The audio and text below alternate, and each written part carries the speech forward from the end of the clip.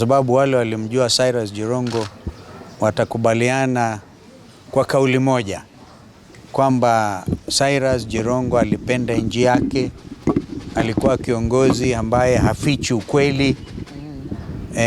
Vile ndugu Rigija ataelezea, he never hid the truth. He will just tell you as it is.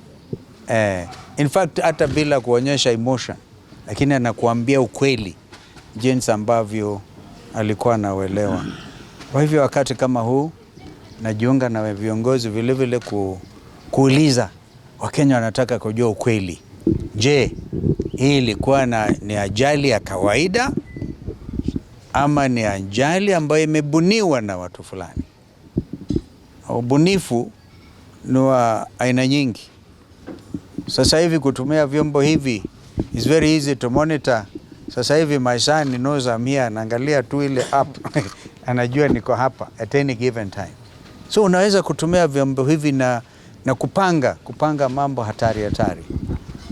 Hatusemi kwamba hivyo ndilivyofanyika, lakini tunataka ukweli ujulikane, udhihirike wazi, ndio wakati tukienda kumpumzisha ndugu yetu CJ, kila mmoja wetu angalau amepata kuridhika.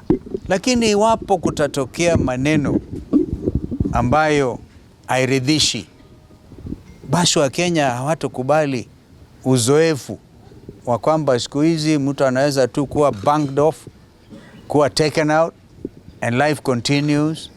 We owe it to our brother Cyrus Jirongo kufuatilia kwa umakini sana swala hili, na sio tu accept and move on.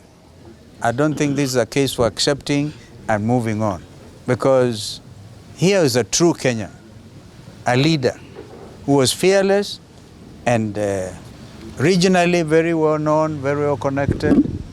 And so I just want to say pole sana kwa niaba ya chama cha Wiper Patriotic Front kwamba tumempoteza ndugu ambaye alikuwa wa kuaminika kwa mipangilio ya siasa zetu na hata future of this nation. Poleni.